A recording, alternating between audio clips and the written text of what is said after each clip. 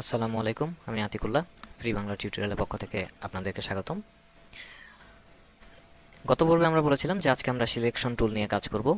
তো সেই সিলেকশন টুলসের জন্য আমাদের সিম্পলি যে কাজটি আমরা করতে পারি সেটি হচ্ছে এখানে যে আমাদের সিলেকশন টুলসটি রয়েছে যেটি ভি নামে, এবং বাই ডিফল্ট ওয়েতে আপনার ইলাস্ট্রেটরে বা ইভেন ফটোশপেও আপনার এই টুলসটি সিলেক্ট করা থাকে। এবং অ্যাজ ইউজুয়াল আমরা অন্য টুলস দিয়ে কাজ করার পর স্বভাবতই এই টুলসটি সিলেক্ট করে রাখি যাতে আমার কাছে সুবিধা হয়। তো যাই হোক, আমি কথা বাড়াতে চাচ্ছি না। তো সেই হিসেবে আমার দেখুন, আহ, আমার এই ইলাস্ট্রেটরে এই সিলেকশন টুলস দিয়ে যখন আমরা কোনো কিছু সিলেক্ট করতে চাই, তখন সিম্পলি ওই অবজেক্টটির উপরে যদি আমি ক্লিক করি, ফর এক্সাম্পল এটির উপর আমি ক্লিক করলাম, তাহলে দেখুন এটির চারপাশে আমার একটি বক্সের মতো আউটলাইন চলে এসছে এবং এটি আমার সিলেক্ট হয়েছে। এবং এভাবে আমরা একটি সিলেক্ট করতে পারি। আর আরেকটি যেটি আমি ওই ভিউ আউটলাইনের মধ্যে যখন গিয়েছিলাম, এবং এটিকে আমি যদি একটু জুম করি, এবার যদি আমি এখানে ঠিক মাঝখানে এটির মধ্যে সিলেক্ট করলাম, তাহলে দেখুন এবার কিন্তু আমার সেটি সিলেক্ট হচ্ছে না। কন্ট্রোল ওয়াই, এবার এখানে আমি ক্লিক করি, তাহলে এটি সিলেক্ট হচ্ছে।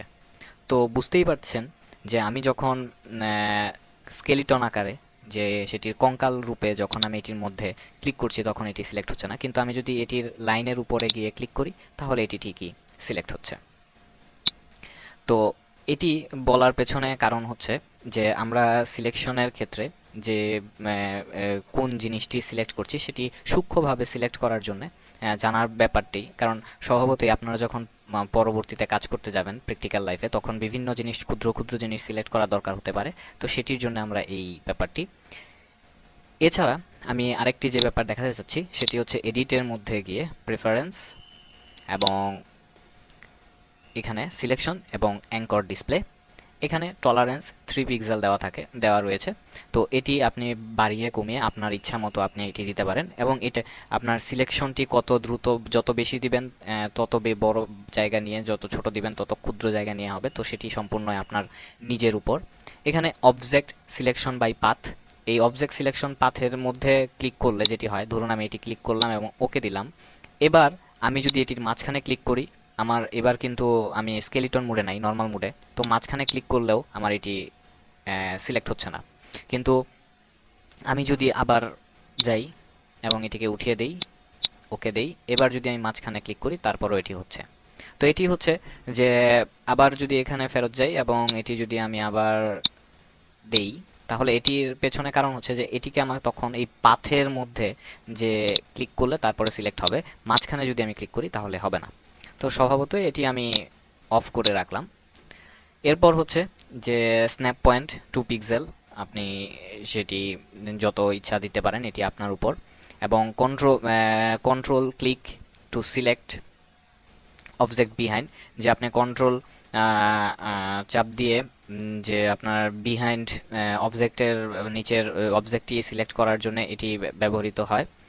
আর এরপরে যেটি রয়েছে যে আপনার যখন আমরা অ্যাঙ্কর পয়েন্ট নিয়ে কাজ করব, সেই অ্যাঙ্কর পয়েন্টটির কতটুকু বড় হবে কতটুকু ছোট হবে সেটি, এবং হ্যান্ডেলটি কতটুকু বড় হবে ছোট হবে সেটি এখানে বোঝানো হয়েছে। আপনি চাইলে বড়টি সিলেক্ট করতে পারেন ডান পাশ থেকে, আবার চাইলে ছোটটি অথবা মিডিয়াম, এটি সম্পূর্ণ আপনার উপর।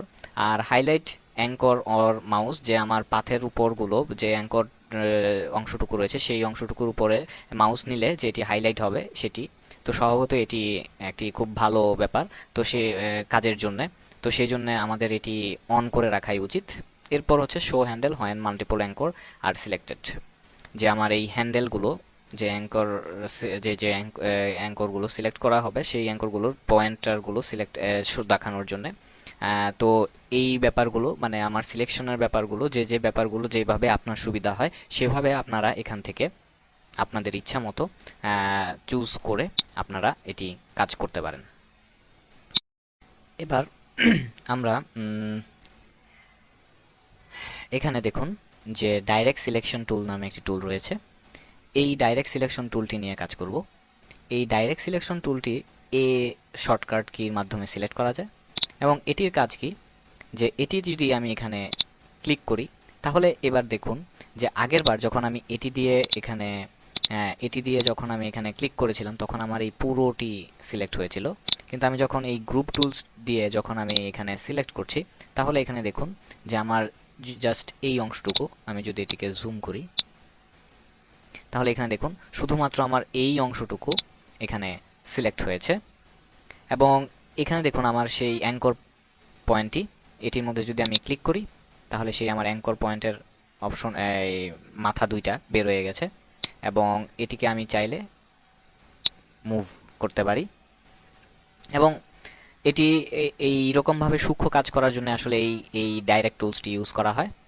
এবং এটির যেমন সুবিধা রয়েছে অসুবিধাও রয়েছে। ফর এক্সাম্পল এই যে যেটি বললাম যে আমার এটি নিয়ে আমি স্বভাবতই আমার ডিজাইনটি চেঞ্জ হয়ে যাচ্ছে, তো এটি যদি ভুল হয়ে থাকে তাহলে ভুল হয়ে যায় তাহলে সমস্যা। বাট এভাবে আমরা সেটি এই কাজটি করতে পারি যে আমরা সিলেক্ট করার জন্যে। এবং এখানে আমরা যদি এটি ক্লিক করার জন্য ক্লিক করে আমরা এটি সিলেক্ট করতে পারি, তো এই সিলেক্ট কিভাবে করতে হয় সেটির জন্য। এবং এটির ভেতরে দেখুন আরেকটি টুলস রয়েছে, এটির ভেতরে আরেকটি টুলস রয়েছে সেটি হচ্ছে গ্রুপ সিলেকশন টুলস। এবং স্বভাবতই ওইটি দেখতে আগেরটির মতো হলেও এই গ্রুপ সিলেকশনের টুলসের মাউস পয়েন্টারটি দেখুন যে এটি প্লাস চিহ্ন চলে এসছে। এবং এটির মাধ্যমে যে কাজটি হয় সেটি হচ্ছে যে আমি যখন এটির মধ্যে ক্লিক করলাম আমার এটি সিলেক্ট হলো, আরেকটি ক্লিক করলাম দেখুন আমার এই পুরোটি সিলেক্ট হলো, এবং আরেকটি ক্লিক করলে ওইটার মধ্যে যে ঠিক এরকমভাবে এটি আমার নির্দিষ্ট জায়গা সিলেক্ট করার জন্য এটি, আবার পুরোটির জন্য সিলেক্ট করার জন্য এভাবে। কিন্তু আমি যদি এটি দিয়ে পুরোটি সিলেক্ট করি তাহলে এখানে দেখুন যে আমার এখানে একটি বক্সের মতো চলে আসছে, কিন্তু এটি দিয়ে যখন আমি সিলেক্ট করি শুধুমাত্র আমার এই পাথগুলো সিলেক্ট হয়েছে। তো এখানে একটি ক্লিক করলে এটি সিলেক্ট হচ্ছে, আরেকটি ক্লিক করলে এটি সিলেক্ট হচ্ছে। এবং এইভাবে আরেকটি যে কাজটি করা যায় যে আমার ধরুন আমি যদি এই পুরোটি সিলেক্ট করি এবং এই পুরোটি সিলেক্ট করে আমরা এটি যেভাবে চাই সেভাবে মুভ করাতে পারি। যেমন এখানে দেখুন যে আমি যখন এই একটি হচ্ছে যে আমার এটি বড় ছোট করতে পারছি, তো এখানে আবার এই কোণার মধ্যে নিয়ে বড় ছোট করতে পারছি, এবং এভাবে আমরা বড় ছোট করার জন্য। আর এখানে দেখুন আমি যখন এখানে মাউসটি নিচ্ছি তখন দেখুন আমার এরো চিহ্ন দিয়ে এটি একটি অ্যাঙ্গেলের মতো হয়ে গেছে, এবং এটি হচ্ছে যে আমার এটিকে রোটেট করানোর জন্য মানে ঘোরানোর জন্য আমার এইভাবে আমরা ঘোরাতে পারি।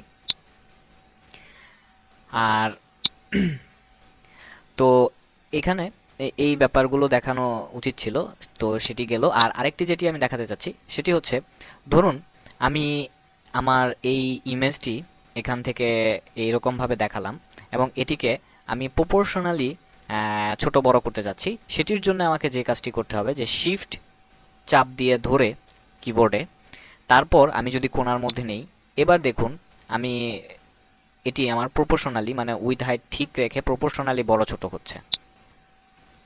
কিন্তু আমি যদি এমনিতে শিফট ছাড়া যদি এটিকে বড় ছোট করি তাহলে দেখুন এটি আমি মানে লম্বা চ্যাপ্টা এরকম হয়ে যাচ্ছে, এবং সেটি আমার প্রপোর্শনালি হচ্ছে না। এতে আমার ইমেজের ডিজাইনটা চ্যাপ্টা লম্বা হয়ে যেতে পারে, যেটা আমার সমস্যা হতে পারে। তো সেই কারণে আমি যদি শিফট চাপ দিয়ে ধরে ছোট বড় করি তাহলে আমার এই সমস্যা বা এই ঝামেলাগুলা হয় না। এবার আমরা আরেকটি ব্যাপার নিয়ে কাজ করব, সেটি হচ্ছে ম্যাজিক টুলস।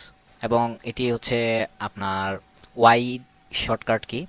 এবং এখানে আমরা যদি এটি সিলেক্ট টুলস দিয়ে এটি সিলেক্ট করি তাহলে এভাবে এটি সিলেক্ট হচ্ছে। আমি যদি কন্ট্রোল চাপ দিয়ে এটি সিলেক্ট করি তাহলে এটি সিলেক্ট হচ্ছে। আবার শিফট চাপ দিয়ে যদি সিলেক্ট করি তাহলে এই দুইটা, এটি এটি এটি এরকমভাবে আমরা সিলেক্ট করতে পারি। আবার ঠিক একইভাবে ডাইরেক্ট টুলস দিয়ে যদি আমি করি এটি এটি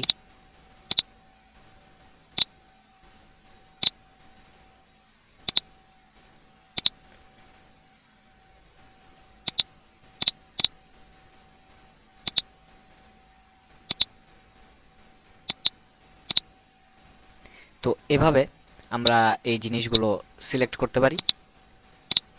তো কিন্তু এই ম্যাজিক টুলসের তাহলে পার্থক্যটা কি? ম্যাজিক টুলস হচ্ছে যে আমি যদি ম্যাজিক টুলসের মধ্যে ক্লিক করি এবং এটির মধ্যে ক্লিক করি, তাহলে এখানে দেখুন আমার এই রিলেটেড যেই জিনিসগুলো রয়েছে সেই জিনিসগুলো এখানে সিলেক্ট হয়ে গেছে অটোমেটিক্যালি, কিন্তু এটি আমার সিলেক্ট হয় নাই। এই যে এখানে এটি সিলেক্ট হয় নাই, এই আপেলের এই নিচের অংশটুকু সিলেক্ট হয় নাই।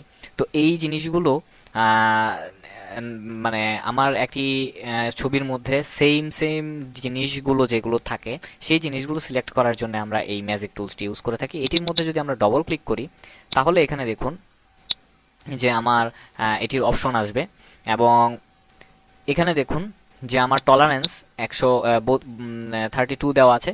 আমরা যদি এখানে টলারেন্সটা কমিয়ে দেই তাহলে দেখবেন যে এখানে সে আরও কম, এখানে যেহেতু এই লাভ ধরে নাই, এই আপেলের নিচের অংশ ধরে নাই, তখন সে আরও কম অংশ ধরবে। যত বাড়ায় দিব তার তত বেশি অংশ ধরবে সেই অনুযায়ী। আবার ঠিক একইভাবে স্ট্রোক কালার কালার অনুযায়ী সে ধরবে। এখানে হচ্ছে উইথ যে আমার এটির সাইজ, মানে সাইজ বলতে বোঝাচ্ছে যে আমার থিকনেসটা কতটুকু সেই অনুযায়ী। তারপর হচ্ছে অপাসিটি অনুযায়ী সেম অপাসিটিতে সে ধরবে। আর ব্লেন্ডিং মোড, এবং ব্লেন্ডিং মোড নিয়ে আমি এখনও কথাবার্তা বলি নাই। ব্লেন্ডিং মোডটা জিনিসটা কি এটা আপনারা আমার পরবর্তী টিউটোরিয়ালগুলোতে যখন আমরা আলোচনা করব তখন আপনারা অটোমেটিক সেটা বুঝে যাবেন। তো এখানে আমি যদি এটি সবগুলো অফ করে দেই এবং আমি যদি চাই সেখান থেকে এটি আমি হাইড করে দিতে পারি এবং এটুকু রাখতে পারি। এবং স্বভাবতই আমি যদি এটিকে কেটে দিতে চাই তাহলে এখানে ক্রস বাটনে ক্লিক করলে এটি চলে যাবে। তো এভাবে আমরা এখানে আজকে টিউটোরিয়ালে আমরা সেই আমার ডাইরেক্ট টুলস, তারপর হচ্ছে এরপর হচ্ছে গ্রুপ সিলেকশন টুলস এবং ম্যাজিক টুলস, এই তিনটি টুলস নিয়ে আপনাদের সাথে কথা বললাম। আশা করি আপনারা সিলেকশনের ব্যাপারটি মোটামুটি ক্লিয়ার হয়েছে, এবং পরবর্তী টিউটোরিয়ালগুলোতে আমি আরও এই ব্যাপারগুলোতে নিয়ে আলোচনা করব ইনশাল্লাহ। তো আজকে এই পর্যন্তই, ধন্যবাদ।